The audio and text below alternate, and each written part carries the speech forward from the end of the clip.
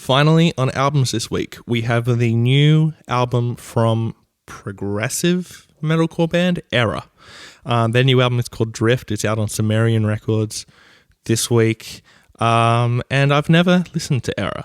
I know they've put out a whole bunch of albums and EPs, and apparently their last EP was really great. So I saw the tag Progressive Metalcore in their genre, and I thought I should definitely check them out, considering I'm a huge prog rock fan.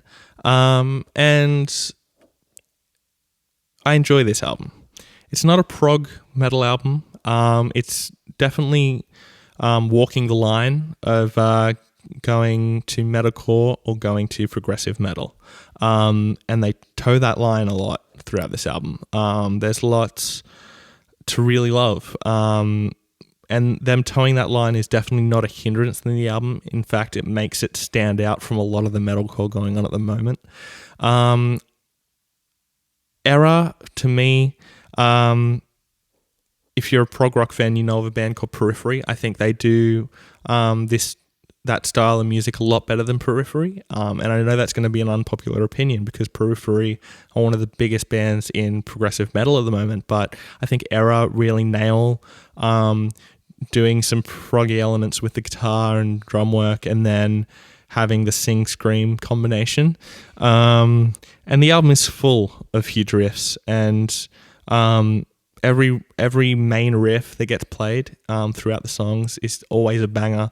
You can always tell that they've put a lot of thought into what they're doing and into the direction of how the song is going. So the musicianship is great. They really lock together, and it's not too overproduced, which is good. It doesn't sound like a computer playing. It does sound like guys in a room.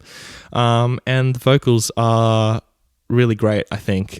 He has that typical metalcore singing voice, but like I said about the Word Alive's album, he uses that differently to everyone else. He goes into his lower register a lot, and when he goes into his high register, he adds some grit to it to really make it sound like he's meaning what he's saying.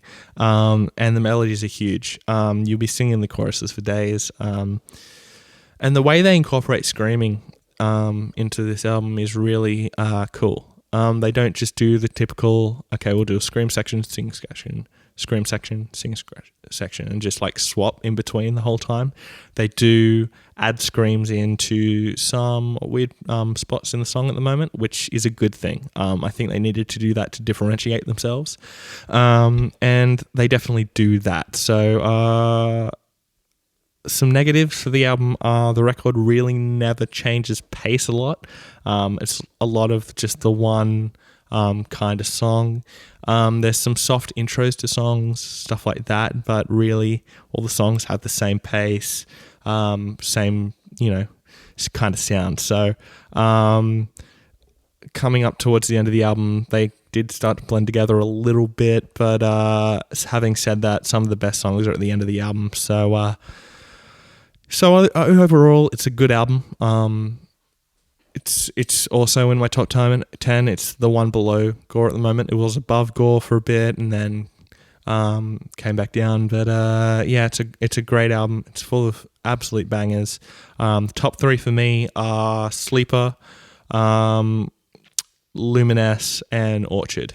They are definitely the three best on the album.